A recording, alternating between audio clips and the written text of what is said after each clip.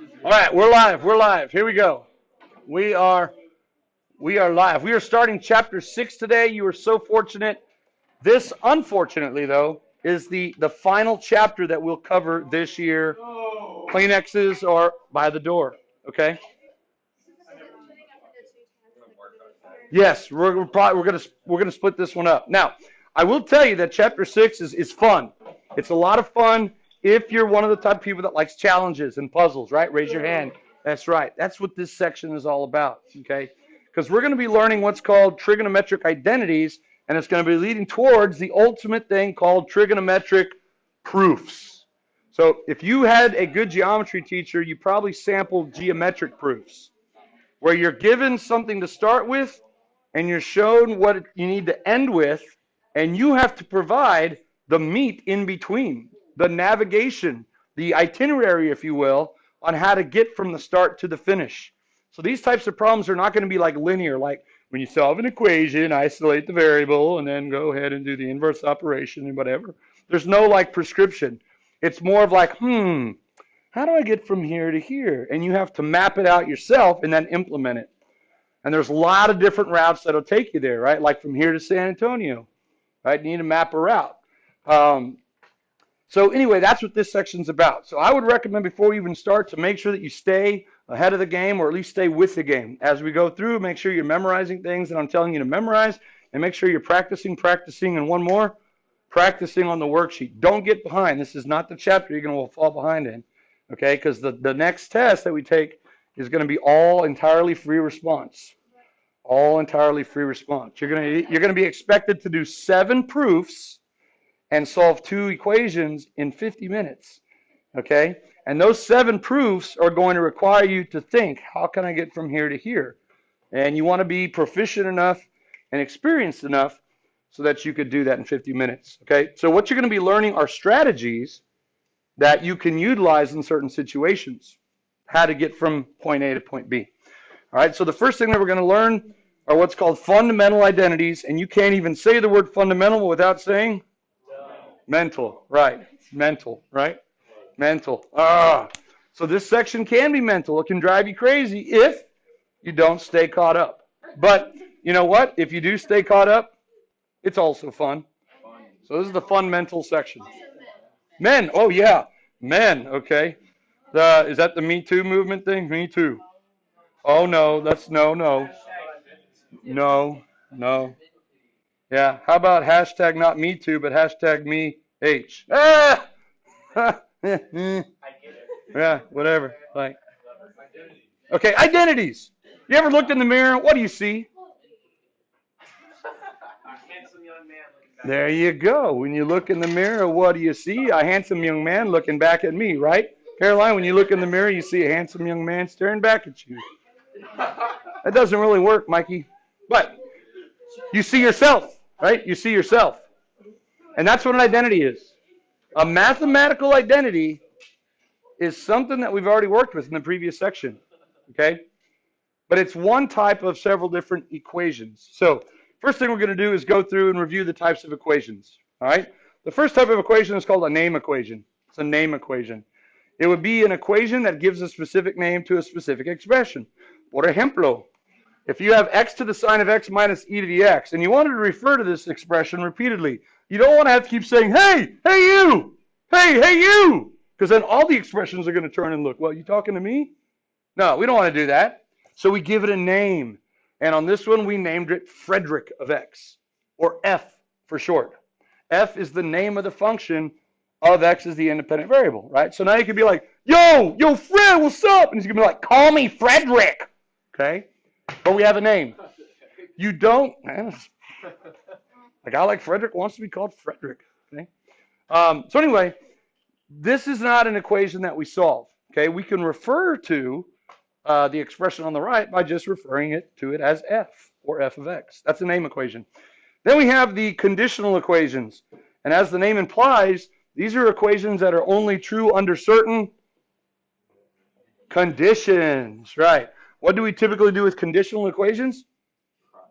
Cry. We find the conditions in which the equation is true. The instructions usually say solve then cry tears of joy. Very good. Braxton is on target. We cry tears of joy. So here's an example of a conditional equation. It has variables in it, and it's not true for all values of x. Like if you plugged in a 1, you get 1 equals -2. I don't think so. But there might be maybe 2 values of x that make this true. So those would be the conditions under which this equation is true. So we've done solving. That's kind of what you've been doing all along.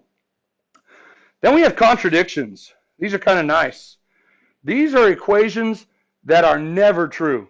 It's kind of like a non-equation. You equate two things and it's like, I don't think so. They are not equal at all. Okay? So here is an equation that is never true. If you try to solve this using conditional algebraic steps, you're going to get no solution at the bottom. And if you remember in Algebra 2, when you're solving an equation and there's no solution, what do you end up getting at the bottom if there's no solution? The variables usually divide out and you're left with something like 4 equals 3. And you're like, nope, nope.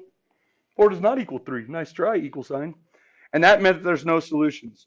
This is another equation that is not true. That's another contradiction. We usually show contradictions kind of in a cool way. I like the symbol. It's two arrows, double-headed or double-lined arrows that are going at each other like that. And every time I draw this, I think of like two male rams getting up on their hind legs and then going, boom, right? And then the sheep in the background is going, do it again, right? And they keep doing that until the sheep picks one, right? Or one of them dies. So it's kind of like 4 equals 3, and you're going, I don't think so, right? Just coming together like, I don't think so. 4 does not equal 3. It's called a contradiction, okay? Never, ever true, all right? You might know people that spew contradictions all the time, okay? All right. And then we have the last one, identities. These are the opposite of contradictions. These are equations that are true for all values, not in the whole wide world, but for all values in the domain. That means if you plug a number in, any number to the left side and the right side, and you get an output, it's always going to be the same number. Okay? That's an identity. Here's a trivial identity. 7 plus 1 is equivalent to 10 minus 2e to the 0. They're both equal to 8, right? So if you have a Jersey number of 8, you could replace it with either this side or that side, and it'd be the same, right? Same thing. They are mathematical synonyms. But it's trivial because it doesn't have a variable. Here's one that is not trivial. And this is an important identity that we use in calculus quite a bit. Okay? The absolute value of x makes a number positive by breaking off the negative. You can accomplish the same thing by taking your input, squaring it, which now makes it positive but bigger, and then cutting it back down to size by taking the square root of it. If you were to graph one of those in y1 and the other in y2 on your calculator Medora, they would both look like the V graph. They would look identical to each other. Those are mathematical synonyms. So why is that important to have mathematical synonyms? Well, when we're working with things in our attempt to calculate things or solve problems, one of these might be hard to work with. Like in calculus, it's really, really hard for us to work with the absolute value of x. But if we can write it as the square root of x squared, we can write it like that and then perform what's called a chain rule on it. Okay, it's easier to work with. And because it's the same, we're not losing any information in that replacement. Okay, it's a mathematical synonym. Now be careful. Is this the same as well? The square root of x squared. Does the order in which we do those operations matter? In terms of values we are allowed to use? No. Well, in the first one that's written in black, we input the x first, and what are we doing first and foremost? We're squaring it, which makes it positive, and then we take the square root of it. If I write it like over here in red, what's the first thing we're doing? Square rooting of it. Can we do that with negative numbers? No. So they do both equal x the expression, but they have very different domains, right? And we want to be able to include negative numbers, so the order does matter. So this one is the identity, okay? Now you've also seen other identities like something like this, like 2x, inverse tangent, sine. Right, this is what you did on the test. This is what I came back up here and recorded those videos on the last two questions, and I saw like 11 people watched it on YouTube, and so I'm hoping the rest of y'all watched it on the shared folder. But anyway, this is equal to, if you remember how to do this, just to walk you through live, you would draw a generic triangle. This would be 2x, that would be 1.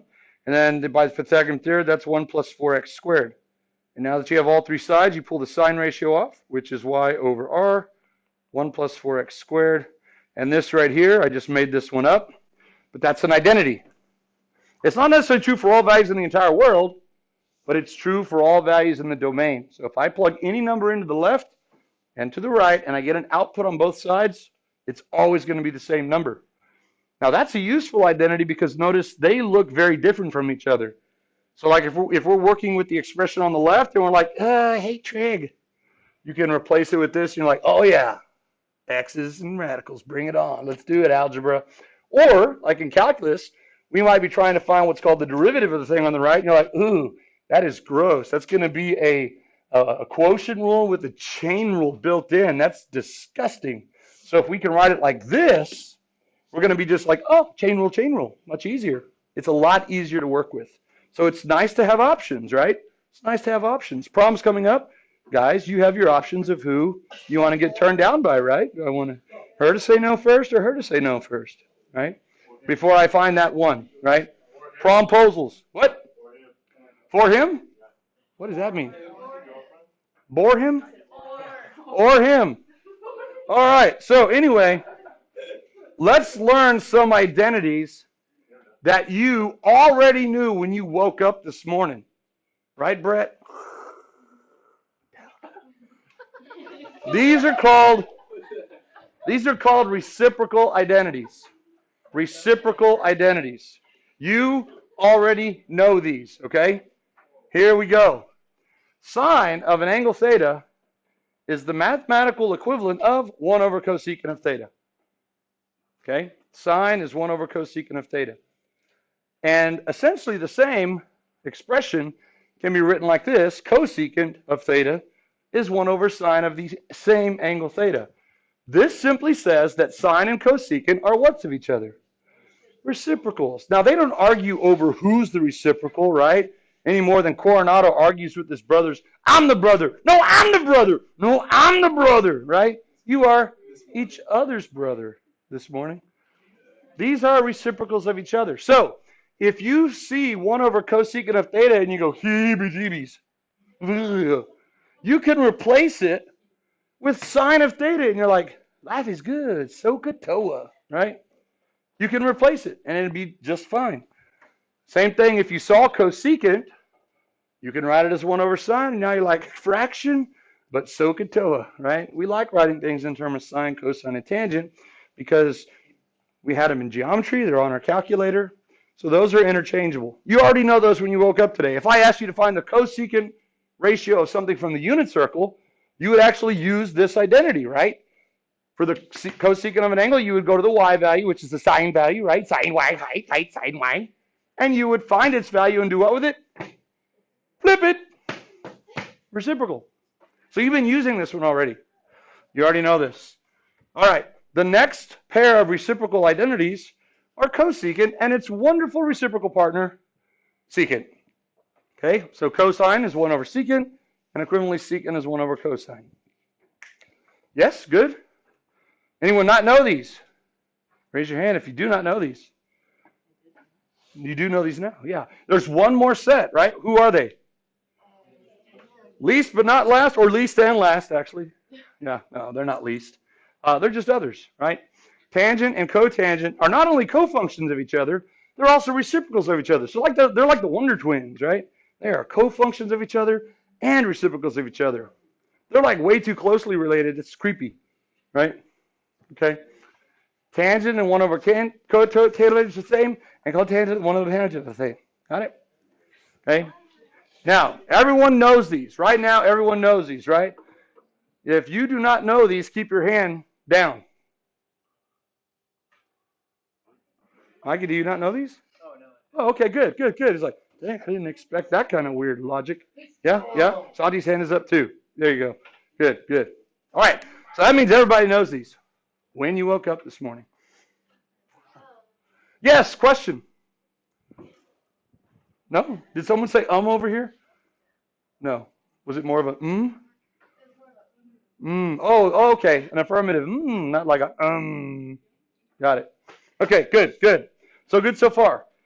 Now, here's what we're going to do. Example 1, you're going to get a taste. You're going to get a taste of what trig proofs will eventually look like. We're going to prove this fundamental identity, one of them from up above. We're going to prove that tangent of an angle theta is equal to 1 over cotangent of theta. We're going to prove it. We're going to indubitably prove it. Now, to do that, I cannot just pick an angle from the unit circle and evaluate both sides and show that it's the same number, because that's not a proof. That's called verification. That just means, okay, great. We'll start a list. This identity works for that angle. Let's try another number. It works. Okay, our list is getting bigger. We have 2 numbers for which this is true. And you can do that for the rest of your life and have like volumes of volumes. Here are all the numbers that work in here. And I'm dying, and so I leave this to posterity. Someone's going to be like, burn that crap, right? It's worthless. I'm sorry you spent your life finding values that made this work. You didn't prove anything. You just have a volume of things that work. How do we prove it for all values? Because you left infinitely many off your list, buddy. Instead of using actual numbers, we're going to use variables. Because if you can show that it's true with variables, then those variables after the fact can take on which numbers? Any and all. Okay? So that's how we're going to do it. Okay, now because these are fundamental identities, we're going to have to prove it in a slightly different manner than what y'all are going to be doing. These are fundamental. What is a mathematical synonym or an identity, if you will, in English for fundamental? Fundamental means what? Rudimentary. Very good. Rudimentary. Okay? So fundamental and rudimentary are English identities, right? Those are English synonyms. You can replace one with the other. Another good one, if you haven't checked out that SAT or vocab for the SAT folder in that secret link, here's another one that I really like. Inchoate. Inchoate, right? You might have used that word if you're like, man, I got in trouble with the law, and then I had to go inchoate in front of the judge, right? That is not the way you use that word, okay? Inchoate means rudimentary, which means fundamental, which means basic, right? Like amino acids are the building blocks of whatever. Fill in the blank. That would be a good biology question. I'd be a good biology teacher. Amino acids are the building blocks of proteins. Okay, so fundamental identities are the building blocks of trig proofs. But how do you prove that something so basic is true? Well, you have to go subterranean. You have to go like genetically DNA style. So we're going to prove this in terms of its definition X, Y, and R. But in the future, you're going to be proving identities like this using the fundamental identities, okay? And not X, Y, and R. So here's the first thing that you're going to do if you're trying to prove something. Draw a line down the middle through the equal sign, okay? Because the rules of proof are this. You have to work each of those sides independently as expressions. In other words, you can't do something like this. You can't multiply both sides by cotangent like you would if you were trying to solve, okay? You can't do that. You have to work with each side separately as an expression. So what can you do with expressions so that they're still equivalent to what you started with? Well, you can combine like terms. You can divide out common factors, right? You can factor something. You can expand something. You can add a clever form of 0, right? Like plus 5 minus 5. That's still adding 0. That doesn't change it. And you can multiply by clever forms of what number? 1. Like multiply each side by, or one side by 7 over 7. Okay? That's not clever, but it's equal to 1. So those are the rules algebraically to make these the same. But now we have one more tool, as you'll see. We can also make replacements. I can replace one expression with something that is equivalent to. They're mathematical synonyms. Now, I can't do that here. If I did that here and I was like, let's see, tangent is 1 over cotangent of theta, I'm going to prove that. Well, I'm going to use the identity that 1 over cotangent of theta is equal to tangent, and I'm done.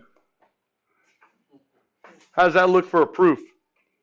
That's stupid, right? Because that's like you don't define a word by using the word, right? Like, for example, what's a dog? And you would say, a dog. And I'd be like, thanks, I was wondering about that. And now you cleared it all up. This must be dog, right? Because now I know what dog is. Woof, woof. It's not barking back. You didn't help me. I still don't know what a dog is, right? I still don't know what a dog is. So you can't do that, okay? That's inane and a little insane. All right, so now we have some rules. We're going to work on each side separately. You can start on either side. Your goal is to make one side look like the other side. That's the goal. When one side looks like the other side, the proof is over, and you've created this logical loop of equivalent statements. So like in geometry, you might go like from the first thing that was given, you might say, okay, I'm going to show that this is equal to that. And you put something down, you put like theorem 5.2 or something like that. Okay? We want to do that. Now, because we can start on either side, let me ask you this question. Has anyone in here ever built a home? There was another person last period that raised his hand. Have you? Or part of a home? Yeah. What'd you build? You built bird homes for birds. Nice. Nice. Getting in on a technicality. I built a roach motel one time. Yeah. Yeah. Didn't even hire a maid. Yeah, there you go. Draw a bird and then draw a bird house and build it. There you go. Someone said there was a dead bird on the football field this morning, and I'm like, did they draw a chalk line around it and celebrate? And they're like, that's so mean. And I'm like, sorry, bird. Okay, so when you built your house for birds, or was it just for bird? It was for ducks. Okay. How did you go about building that? What did you do? And when you put it all together, did you just use your fingers? What did you use? Just a hammer? And some nails. And that was it? Huh? And some wood. And how'd you know how to put it all together? So that the ducks would like it. You found blueprints somewhere. Okay. How did you make the hole for the ducks to go in and out? Or did you not do that? Did you build it around the ducks and now they're trapped in there? Did you put air holes?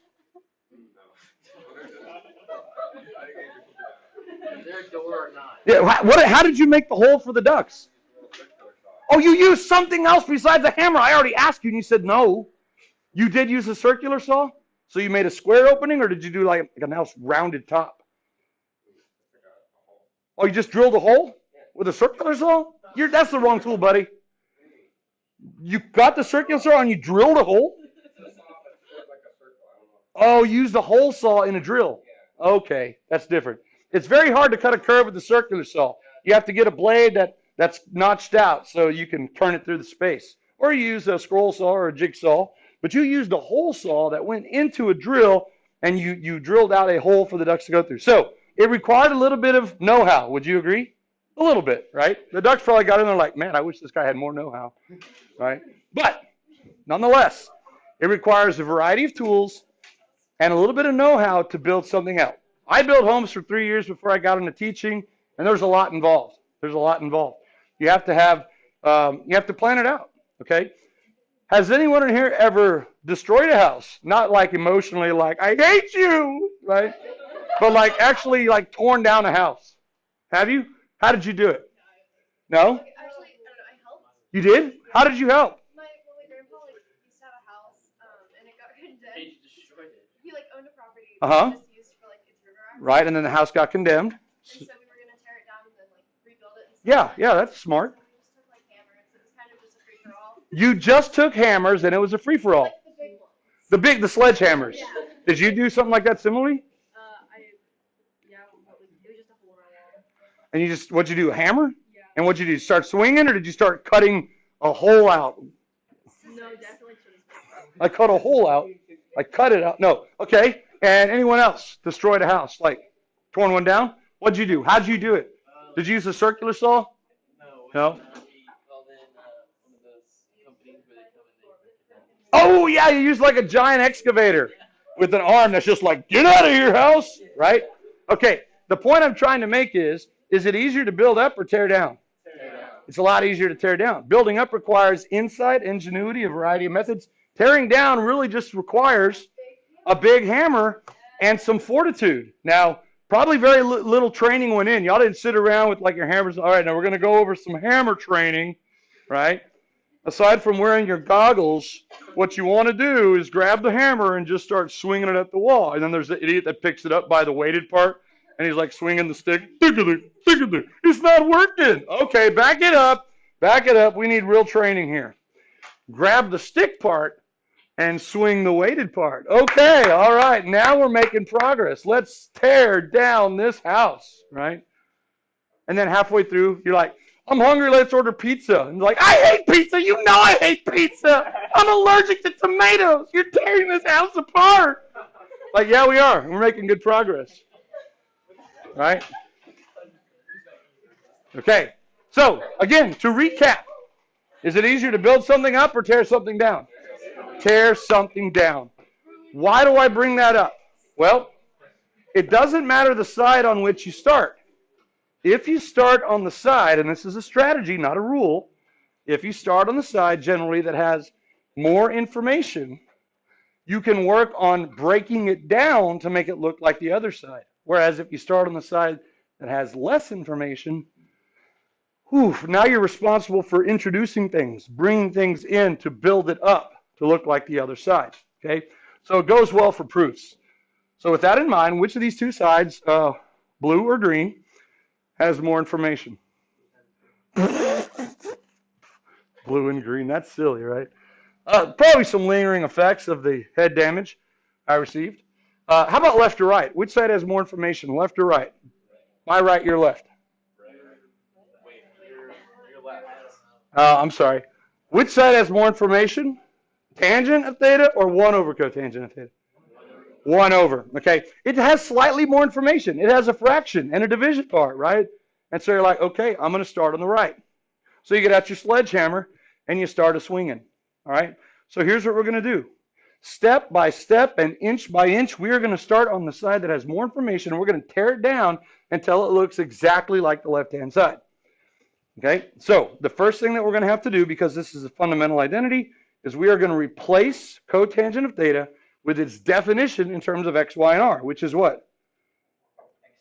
X over y. Bless you. Now in geometry, there was another column over here, and it was like reasons. You would say definition of cotangent. Now, I'm not going to make you do the reason column, but here's what I want you to think. If there would be a reason that you would write for doing that thing, you want to show that step. Because in a trig proof, the process itself is your product. That is what I'm grading. You need to guide me gently and slowly from where you started to where you're trying to go. And when in doubt, don't leave it out. Don't leave out a step. Okay, so definition of cotangent. So that was kind of like an identity replacement, if you will. Now, we're going to do maybe some algebra. We're going to clean it up a little bit. And when you see that 1 over a fraction, that's called a what? It's called a compound fraction, complex fraction. And you get excited because now you're like, clean it up. And we can either do state change flip or lick them over lick them. Lick them over lick them, remember, it was multiplying by y over y. Let's do state change flip. So 1 divided by x over y is the same as 1 times y over x. And then the reason would be state change flip, or rule of division, okay? All right, now, notice the 1 is still there. What is 1 times y over x? Y over x. That's called the identity element of multiplication. Okay, that would be the reason. The identity element of addition is 0. The identity element of multiplication is 1. And now you're almost there. Now you're like, ooh. Look on the right-hand side. Y over x, what is that the definition of? Tangent, okay? So that is tangent of theta, and your reason would be definition of tangent. Now notice, but for the font style, the left side, tangent of theta, looks like the bottom line on the right, tangent of theta. That means we're done with the proof, okay? How much time do we have left? Time flies when you're having fun. So here's what mathematicians write at the end. QED. It's in the game. Have you ever seen that, QED? Okay. It's kind of a way to say, I'm done. It's Latin for this. Beautiful. Quid erat, and this is a great word. Demonstratum.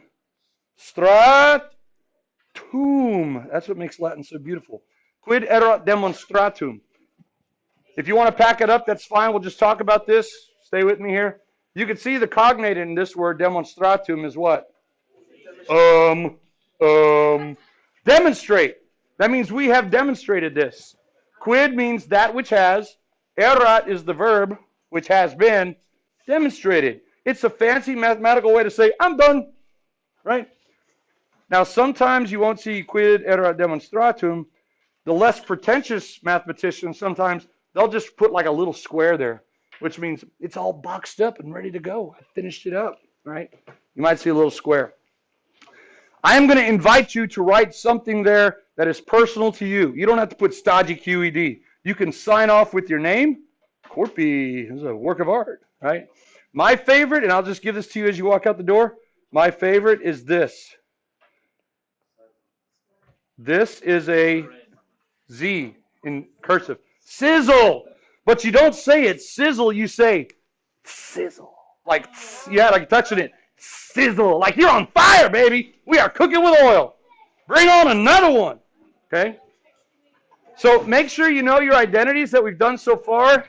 Take a look at the notes. Take a look at the worksheet. Have a great day.